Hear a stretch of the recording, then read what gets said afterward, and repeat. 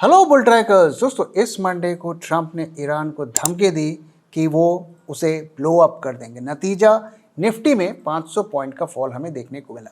उसके बाद ट्यूसडे को छुट्टी थी। वेंसडे को ट्रंप ने ये कहा कि वो 2 से 3 हफ्ते में ईरान से निकल जाएंगे। नतीजा मार्केट में 350 पॉइंट की रिकवरी हमें निफ्टी में देखने को मिली। और फिर आज सुबह उन्होंने जो वहाँ के प्राइम टाइम है टेलीकास्ट में ये कहा कि we will hit Iran extremely hard. और नतीजा क्या हुआ कि आज बाजार करीब 300 पॉइंट डाउन रहे, लेकिन आधे दिन के बाद मार्केट में ज़बरदस्त रिकवरी हमें देखने को मिली 600 पॉइंट्स की, और मार्केट्स एक्सट्रीम रेड से ग्रीन में क्लोज हुए। तो आखिर ये बाजार में चल क्या रहा है? क्या मार्केट में कोई ट्रंप का रिमोट कंट्रोल चल रहा है? तो ये ज़रूरी है कि हम समझें कि बाजार में क्या चल रहा है और कैसे हम इस बाजार को नेविगेट करें।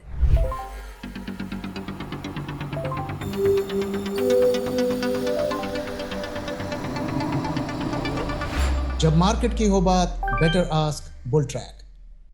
तो ये वॉर फ्रंट पे समझने की कोशिश करते हैं कि क्या वहाँ पर कोई बदलाव है, क्योंकि मार्केट में आज हमें अच्छी खासी रिकवरी देखने को मिली। तो अगर सवेरे ट्रंप ने जो ट्रुथ सोशल पे लिखा उसको अगर हम समझने की कोशिश करें तो वहाँ पर उनके सोच में कोई बदलाव नहीं है। और ट्रंप ने ट्रुथ सोशल पे क्या लिखा? सीज फायर हम तब करेंगे जब हॉर्मूज को छोड़ दिया जाएगा और ओपन फ्री एंड क्लियर होगा हॉर्मूज, और until then we are blasting Iran into oblivion. तो ये थ्रेट उन्होंने दी है। उनके जो रिस्पॉन्स में कोई भी बदलाव होता हुआ नहीं दिखा है। ज़रूर बीच बीच में फ्लिप फ्लॉप हुआ है, लेकिन अगर हम आज की करंट सिचुएशन को देखें so there is no change. लेकिन ईरान का रिस्पॉन्स भी उतना ही तगड़ा था। उनका जो रिस्पॉन्स है वो भी हार्ड लाइन है। तो उन्होंने क्या कहा है? War will continue until you surrender. और उन्होंने किसी भी तरीके की सीज फायर नेगोशिएशंस में का पार्ट बनने का पूरी तरीके से इनकार किया है। तो दोनों पक्ष को अगर आप देखें तो वहाँ पर कोई भी बदलाव नहीं है। साथ में इजराइल भी पूरी तरीके से इस पे इन्वॉल्व है। तो अगर हम मार्केट में सस्टेनेबल रिकवरी देखना चाहते हैं तो उसके लिए वॉर में कुछ ना कुछ हमें पीस की होप देखनी पड़ेगी, जो कि आज हमें नहीं दिख रहा है। और जो वॉर के इंडिकेटर्स हम लगातार फॉलो कर रहे हैं, अगर आप विक्स को देखें, फियर इंडेक्स आज मार्केट में रिकवरी हुई, मार्केट ग्रीन में क्लोज हुआ। फियर इंडेक्स इंडिया विक्स में भी बढ़त देखने को मिली है 25.52 25.52%। ब्रेंट क्रूड में भी रैली देखने को मिली है। पिछले 2 दिनों में थोड़ी सी हमें गिरावट देखने को मिली थी, लेकिन अब वापस 110 के ऊपर चल रहा है। तो अगर वॉर से हम मार्केट को लिंक करके देखें तो वहाँ पर कोई भी मेजर बदलाव नहीं है। जो भी हमें देखने को मिल रहा है वो होप की वजह से देखने को मिल रहा है। और हम जानते हैं कि होप का जो रिएक्शन होता है मार्केट में वो ज़्यादा दिन सस्टेन नहीं करता है। अब अगर हम विक्स की बात करें, इंडियन मार्केट में अगर आप देखें तो विक्स में हमें ज़बरदस्त उछाल हमें देखने को मिला पिछले कई महीनों में। और इस महीने जो विक्स में जंप देखने को मिला वो बिगेस्ट जंप इन 6 years है। अभी कुछ महीने पहले अगर आप देखें तो हम इंडिया विक्स जो है 10 के आसपास ट्रेड हो रहा था, और वहाँ से अब हम 25, 26, 27 के आसपास चले गए। इतना बड़ा जंप ये दिखा रहा है कि खास करके इंडियन मार्केट्स में फियर बहुत ज़्यादा है। और इसमें से काफ़ी चीज़ें आप जानते हैं कि क्यों हमारे मार्केट्स पर ज़्यादा खतरा देखने को मिला है, हमारे स्टॉक्स ज़्यादा गिर रहे हैं, हमारा इंडेक्स ज़्यादा गिर रहा है। और उसकी वजह मैं आपको बताता हूँ। तो पहला रीज़न जो आप जानते हैं, क्रूड। और क्रूड का जितना इम्पैक्ट हमारे इकॉनमी पर पड़ रहा है वो सब्सटैंशियल है, और इसका इम्पैक्ट आने वाले कई क्वार्टर्स तक हमें झेलना पड़ेगा। अगर आज भी लड़ाई रुक जाती है तो भी इसका इम्पैक्ट देखना को मिलेगा, और अगर ये लड़ाई और भी बढ़ जाती है तो इसके घातक परिणाम हमारे इकॉनमी में देखने को मिलेंगे। इसके बारे में कई इकोनॉमिस्ट और कई एनालिस्ट लोग जो हैं वॉर्न कर रहे हैं। दूसरा, अगर आप देखिए एफपीआई का एग्जिट, एफपीआई के अगर आप सेलिंग पैटर्न्स को देख रहे हैं तो ऐसा लग रहा है कि देयर इज नो टुमारो। उनको जितना मौका मिल रहा है वो उतना सेल कर रहे हैं, 8,000, 9,000, 10,000, 11,000। और कैश मार्केट तो छोड़िए, डेरिवेटिव मार्केट्स में भी उनकी वैसी ही पोजीशंस बनी हुई है। मार्च के महीने में ही 1,22,000 करोड़ की सेलिंग उन्होंने कर दी है और ये रुकने का नाम नहीं ले रहा है। और ये भी अगर उसे एक सिंपल टर्म्स में देखेंगे तो आप ये सोच सकते हैं कि क्या फ़र्क पड़ता है, कुछ लोग शेयर बेच रहे हैं, इससे हमें क्या फ़र्क पड़ता है। लेकिन दोस्तों, वो बेचकर रुपए को डॉलर में कन्वर्ट करते हैं और उसका इम्पैक्ट हमारी करेंसी पे पड़ता है और करेंसी फ्री फॉल में आ गई है, जिसे आरबीआई रोकने की कोशिश कर रहा है। आरबीआई ने रोकने की भी कोशिश की लेकिन वो पूरी तरीके से सफल नहीं हो पाए। और ये जितना जो है ये करेंसी वीक होगी उतने हमारे देश में इन्फ्लेशन बढ़ेगा, हमारी इकॉनमी पर इसका इम्पैक्ट पड़ेगा और उसका सबसे बड़ा इम्पैक्ट बैंकिंग सेक्टर पर देखने को मिलेगा। तो ये कोई छोटी मोटी चीज़ ऐसी नहीं है कि इसे हम इग्नोर कर दें। और जो लोग ये कहते थे कि एफआईआई का कोई हमें ज़रूरत नहीं है, आज उन्हें रियलिटी चेक का सामना करना पड़ रहा है। तीसरा कि ट्रंप की बात पर हमारे देश के लोग बहुत ज़्यादा, ज़रूरत से ज़्यादा रिएक्ट करते हैं। वर्ल्ड में काफ़ी लोगों ने उनके जो वो कहते हैं उस पर रिएक्ट करना थोड़ा कम कर दिया है क्योंकि उसमें काफ़ी फ्लिप फ्लॉप होता है। लेकिन ऐसा लगता है कि हमारा मार्केट काफ़ी ज़्यादा सेंसिटिव हो गया है ट्रंप क्या कहते हैं और करते हैं। रिटेल इन्वेस्टर्स आज कई स्टॉक्स में फंसे हुए हैं, जैसे कि सोला विनयार्ड्स, रेलटेल, ओला इलेक्ट्रिक। अब इन स्टॉक्स में रिटेल क्यों फंसते हैं? क्योंकि वो social media tips, FOMO and TV analyst पर रिलाई करते हैं। देखिए, स्टॉक का गिरना बड़ी बात नहीं है, पर आपके स्टॉक्स गिरने के बाद अगर रिकवर नहीं होते हैं तो ये बड़ी प्रॉब्लम है। 2008 में if you see, Bajaj finance ने 1.5 लाख % का रिटर्न दिया, टाइटन ने 9,000% का रिटर्न दिया और वहीं पर डीएलएफ ने 10 साल लगा लिए ब्रेक इवन के लिए, और यूनिटेक जैसे स्टॉक जो आज तक रिकवर नहीं कर पाए। तो आखिर ऐसा क्यों होता है? इसकी दो बड़ी वजह है, क्वालिटी एंड वैल्यूएशन, यानी वो bad quality and high valuations पर स्टॉक खरीद लेते हैं। और अगर आपको किसी भी स्टॉक का क्वालिटी को चेक करना है तो आपको उसकी बैलेंस शीट को चेक करना पड़ेगा, विच कुड टेक आवर्स। और वैल्यूएशंस के लिए आपको हेवी मैथमेटिकल मॉडल्स को यूज करना पड़ेगा। और इसीलिए हम आपके लिए लेकर आए हैं बीटी स्टॉक एक्सरे, जहां आप सेकंड्स में किसी भी स्टॉक का quality and fair valuation check कर सकते हैं। So wait no more, act now and अपने पोर्टफोलियो की क्वालिटी स्कोर को बढ़ाइए और उसे वेल्थ क्रिएटर बनाइए, ना कि wealth destroyer. BT stock x-ray, upgrade your portfolio now because hope is not a strategy.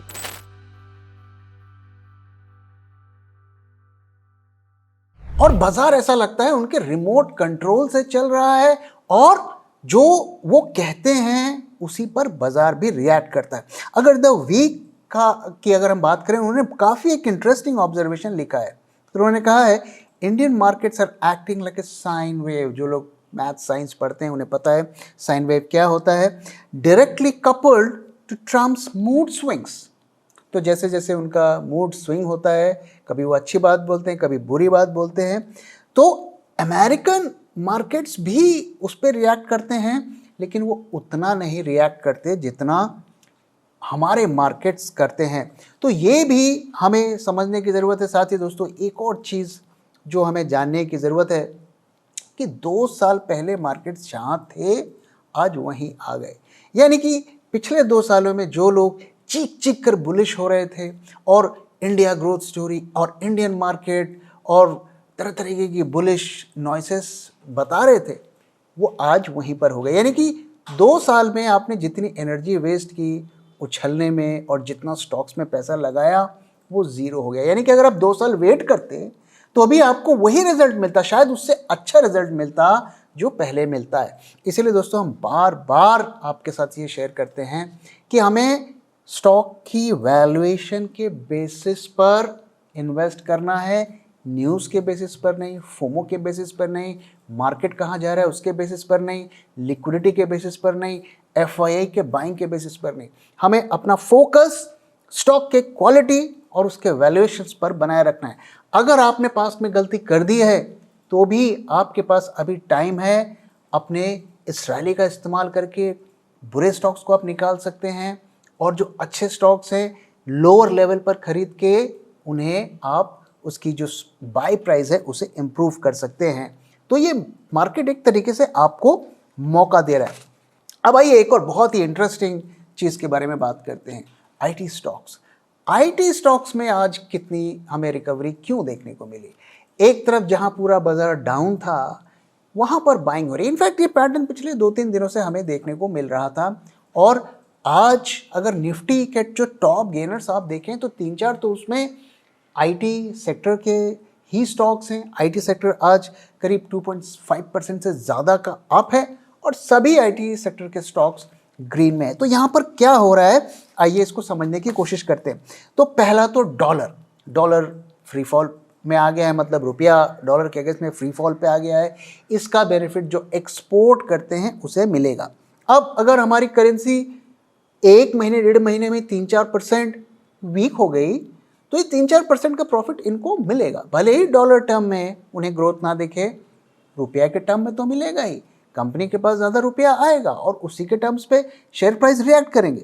तो एक तो ये फ़ायदा हो गया है। दूसरा, अगर आप देखिए कि आईटी स्टॉक्स पे सबसे ज़्यादा जुल्म है। वो कंपनीज अगर आप देखें आईटी स्टॉक्स की इतनी बुरी नहीं है, फंडामेंटल्स बहुत अच्छे हैं, रिजर्व्स उनके पास अच्छा है, कोई बड़ा कर्जा भी नहीं है, बैलेंस शीट ज़्यादातर कंपनीज की क्लीन है। डर ये है कि जिस रेट से आप ग्रो कर रहे थे उस रेट से अब नहीं करोगे। अब इसी का मार्केट ने पनिशमेंट किया और उसके वैल्यूएशंस को लेवल पर ला दिया। और हम जानते हैं कि मार्केट परफेक्ट नहीं होते हैं। जब वो वैल्यू को बढ़ाते हैं तो ज़रूरत से ज़्यादा बढ़ा देते हैं और जब गिराते हैं तो ज़रूरत से ज़्यादा गिरा देते हैं। तो इस वक्त ज़्यादातर क्वालिटी स्टॉक्स को अगर आप देखें तो उनकी वैल्यूएशंस, उनकी जो प्राइस है वो फेयर वैल्यूएशन से नीचे आ गए हैं और ये स्मार्ट इन्वेस्टर्स समझते हैं और जानते हैं। वो जानते हैं कि आईटी स्टॉक्स का बिजनेस ज़ीरो होने वाला नहीं है। आईटी स्टॉक्स जो कंपनीज़ हैं, हमारी आईटी सर्विसेज कंपनी, वो लॉस में आने वाली नहीं है। उनका बिजनेस कम होगा ज़रूर, उनकी ग्रोथ कम होगी ज़रूर, लेकिन वो फिर भी प्रॉफिटेबल होंगे, फिर भी उनकी बैलेंस शीट स्ट्रांग होगी। ऐसे में जो बड़े इन्वेस्टर्स हैं थोड़ी वैल्यू बाइंग कर रहे हैं और इसी का इम्पैक्ट वहाँ पे देखने को मिल रहा है, क्योंकि काफ़ी स्टॉक्स आईटी सेक्टर के अंडर वैल्यूड हो गए हैं और वहाँ पर स्मार्ट मनी जाता हुआ दिख रहा है। अब अगर आप ये सोचकर तुरंत खरीदना शुरू कर दें तो आपको एक बात ध्यान में रखनी है कि जो स्मार्ट मनी होती है वो 1 इंस्टॉलमेंट में नहीं खरीदती है। तो बेशक वो अभी 10% 15% खरीद रहे होंगे और जैसे जैसे ये स्टॉक्स आगे नीचे जाएंगे वो और पोजीशन को बढ़ाएंगे और जब वो स्टॉक्स अपने फेयर वैल्यूएशन से 30-40% नीचे आ जाएंगे, जो कि आ सकते हैं इन केस बाजार में बड़ा करेक्शन हो, उस केस में वो बड़े जो कैपिटल को डिप्लॉय करेंगे। और एक और रीज़न जिसकी वजह से हम देख रहे हैं कि आईटी स्टॉक्स में भारी रैली देखने को मिली आज, कि अब अगले हफ्ते जो है क्वार्टर के जो Q4 के रिजल्ट्स आने वाले, इन्फोसिस टीसीएस के रिजल्ट्स सबसे पहले आ रहे हैं और वो उम्मीद कर रहे हैं कि पिछले क्वार्टर्स के मैचिंग या उससे थोड़े बेटर रिजल्ट्स हो सकते हैं। तो वैल्यू बाइंग हो रही है, अच्छे रिजल्ट्स का एंटिसिपेशन है और इसी के लिए ये हो रहा है। अब दूसरी चीज़ देखिए आप कि उनके पास ज़्यादा ऑप्शंस नहीं है अपने कैपिटल को रोटेट करने के लिए। तो आईटी स्टॉक्स में उन्हें लग रहा है कि ये प्रॉफिट मेकिंग कंपनी, अच्छी कंपनीज हैं, तो वहाँ पैसा जा रहा है, एक तरीके से रोटेशन हो रहा है। यानी कि इन्फ्लेशन हाई रहेगा, क्रूड हाई रहेगा और इंटरेस्ट रेट्स अब नहीं घटेंगे। बैंकिंग सेक्टर में जो रैली हो गई थी वो काफ़ी ओवर वैल्यूड हो गए थे, तो वहाँ पे सेलिंग हो रही है। अब वो सेल करने के बाद जो पैसा है वो कुछ पैसा आईटी सेक्टर में जा रहा है, तो इसका फायदा आईटी सेक्टर पर पड़ता हुआ हमें दिख रहा है। अब आइए दोस्तों, ये तो आज मार्केट में क्या हुआ उसको हमने समझने की कोशिश की है। अब आइए क्विकली हम मार्केट के डेटा को भी समझते हैं, वहाँ से हमें क्या क्लूज मिल रहे हैं, आने वाले दिनों में मार्केट कहाँ जा रहा है। तो आज 2 अप्रैल है और आज बहुत अच्छी रिकवरी हमें देखने को मिली। 300 पॉइंट से ज़्यादा की रिकवरी डे के लो से देखने को मिली और 33 पॉइंट्स निफ्टी ग्रीन में रहा। अब हम ने 22,500 के लेवल को सस्टेन कर लिया था। आज सवेरे हमें लग रहा था कि 22,000 टूटेगा या वहाँ पर जाके मार्केट क्लोज होगा, उसने उसे सस्टेन कर लिया। लेकिन जैसा कि मैंने पहले आपको बताया कि विक्स में और वोलेटिलिटी में कोई बदलाव नहीं है। फियर इस वक्त मार्केट में एक्सट्रीम पर है। कॉल आई हुई, पुट आई हुई में कोई मेजर बदलाव नहीं हुआ, लगभग वहाँ पे ही बढ़े हुए। इनफैक्ट आज अगर आप देखिए सो पुट्स में बाइंग हुई है, पोर्टफोलियो को हेज किया गया है। क्यों? क्योंकि पुट्स सस्ते मिल रहे थे, क्योंकि मार्केट ऊपर गया था। पीसीआर में नॉर्मली ऐसा होता है, रिकवरी होती है तो रिटेल वाले वहाँ ज़्यादा एक्टिव हो जाते हैं ऑप्शंस मार्केट में। तो पीसीआर में राइज देखने को मिला है, 0.93 से हम 1.06 पर पहुँच गए हैं। विक्स में तो जो थोड़ा सरप्राइजिंग था कि वहाँ पर भी हमें राइज देखने को मिला है। करंट मंथ के अगर आप फ्यूचर्स को देखें, ह्यूज ओपन इंटरेस्ट ऐड हुआ है, करीब 16,000 कॉन्ट्रैक्ट्स ऐड हुए। क्या ये लॉन्ग थे, क्या ये शॉर्ट थे? अगर आप प्रीमियम पे जाके देखें ना, आज प्रीमियम में ह्यूज ड्रॉप देखने को मिला है। अभी हमने ये सीरीज शुरू की है और हमारा प्रीमियम सिर्फ 60 रुपीज़ है। ऐसा तो मुझे याद भी नहीं आता पिछले कई महीने में हमने देखा था। तो ये क्लियर कट इंडिकेशन है कि मार्केट में सेल ऑन राइज हुआ है। और जो मई महीने का प्रीमियम होना चाहिए 200, वो करंट मंथ में होना चाहिए, और जो नेक्स्ट मंथ का 300 350 होना चाहिए। तो यहाँ पर ये सिचुएशन ये बता रहा है कि ये सेलिंग का सिलसिला लगने कम होने वाला नहीं है। अब टर्नओवर की अगर बात करें तो टर्नओवर भी काफ़ी ठीक था, एवरेज था, मैं बहुत ज़्यादा तो नहीं कहूँगा। तो यहाँ पर क्लियर कट इंडिकेशन है कि आज जब आधे दिन मार्केट ग्रीन में रहे और रिकवरी हुई, उसके बावजूद भी बहुत ज़्यादा हाई टर्नओवर देखने को नहीं मिला। तो कहीं ना कहीं अच्छे स्केल पर सेलिंग हुई है। एडवांस डिक्लाइन रेशियो भी ठीक ठाक है, मैं बुरा नहीं कहूँगा। 2000 अप स्टॉक्स 2020 और डाउन है 1216। लेकिन जो सबसे खतरनाक पिक्चर है, एक तरफ एफआईआईज लगातार कैश मार्केट में सेल कर रहे हैं, लेकिन उनके इंडेक्स शॉर्ट्स की पोजीशन को अगर आप देखिए, यहाँ क्या हमें देखने को मिल रहा है, 2,64,000 कॉन्ट्रैक्ट्स उन्होंने ऐड कर दिए हैं। यानी कि कल भी उन्होंने पोजीशंस ऐड की हैं, इसमें कोई बड़ी गिरावट नहीं है। तो डेटा क्या बता रहा है कि वही ट्रेंड हमें देखने को मिल रहा है। रिटेल थोड़ा बुलिश दिख रहा है, लेकिन फ्यूचर्स मार्केट में जो इंस्टीट्यूशंस हैं वो काफ़ी ज़्यादा बेरिश दिखा रहे हैं, और इसकी पॉसिबिलिटी है कि इस महीने सेलिंग आगे और जाके बढ़ेगी। अब ये दोस्तों चार्ट्स की तरफ चलते हैं और देखते हैं कि क्या यहाँ पर कोई बदलाव हुआ है। तो अगर आप देखिए तो अभी भी प्राइजेस जो है, जो डिसेंडिंग वेजेस पैटर्न है, उसमें फंसे हुए हैं और निकलने की कोशिश कर रहे हैं। पिछले 2 दिन उन्होंने ट्राई किया, आज भी ट्राई किया, लेकिन फिलहाल यहीं पर फंसे हुए हैं। आज की अगर आप बाउंस को देखें तो इसमें इसकी एक बड़ी वजह क्या थी कि बैंक निफ्टी के 50,000 लेवल को इसने डिफेंड किया, और निफ्टी का भी 22,000 के लेवल को इसने डिफेंड किया। तो ये चार्ट हमें ये बता रहा है कि ये मोर और लेस एक टेक्निकल बाउंस है, बाउंस बैक है, जिसके बारे में हमने आपको पहले भी शेयर किया था, क्योंकि ज़्यादातर इंडिकेटर्स में हमें डाइवर्जेंस देखने को मिल रहा है। अब इस टेक्निकल बाउंस बैक का आगे क्या होगा, तो फिलहाल के लिए जैसा हमने आपके साथ शेयर किया कि 22,300 का जो लेवल है, इसको बहुत गौर से हमें देखना है, और यही हमारे लास्ट लाइन ऑफ होप है। जब तक मार्केट्स इससे ऊपर हैं, या तो वो कंसोलिडेट करेंगे या थोड़ा अप ट्रेंड भी हमें देखने को मिल सकता है। लेकिन दोस्तों अभी खतरा टला नहीं है, क्योंकि ये एट द बेस्ट हम ये कह सकते हैं कि शॉर्ट कवरिंग, एक बाउंस बैक, एक हम जिसे कहते हैं ना कि अगर मार्केट इसी तरीके से लगातार गिरता गया तो फंड हाउसेस का क्या होगा, उन्हें भी और लोगों के इन्वेस्टमेंट्स लेने हैं। तो कहीं ना कहीं जाके रिटेल इन्वेस्टर्स को होप दिखाना है कि भाई मार्केट्स ख़त्म नहीं हुए हैं, और ताकि वो और आए और ख़रीदें। और मार्केट के लिए हेल्दी भी होता है, क्योंकि जब वीक हैंड्स खरीदते हैं, स्ट्रॉन्ग हैंड्स निकलते हैं, तो मार्केट अपने सही लेवल तक पहुंचता है। तो इसलिए ऐसे में हमें करना क्या है, आइए इसको भी समझ लेते हैं। तो पहला, हमें ट्रम्प की बातों पर रिएक्ट नहीं करना है। इनफैक्ट हमें मार्केट्स पे क्या हो रहा है उस पर भी रिएक्ट नहीं करना है, वॉर पर भी क्या हो रहा है रिएक्ट नहीं करना है। एज ए ट्रेडर बेशक आप इन चीज़ों पे देखें और सेंटिमेंट्स के साथ डिसाइड करें कि आपको क्या करना है, लेकिन as an investor, as a long term investors, आपको इन चीज़ों को पूरी तरीके से इग्नोर करना है।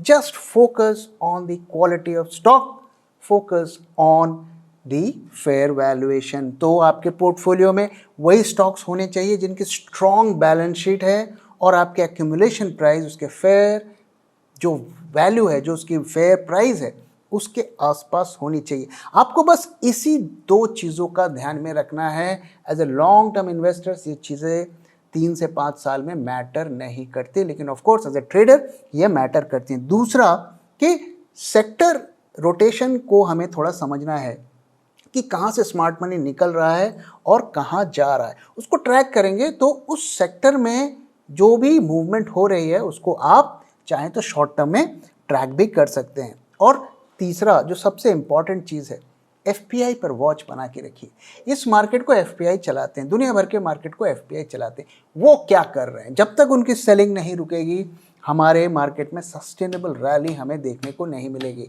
तो बाकी चीज़ों पर होप ना लगाएं, एफपीआई क्या कर रहे हैं उस पर नज़र बनाए रखें। जब उनकी सेलिंग रुकेगी तभी मार्केट सस्टेन करेगा। उनकी सेलिंग कब रुकेगी?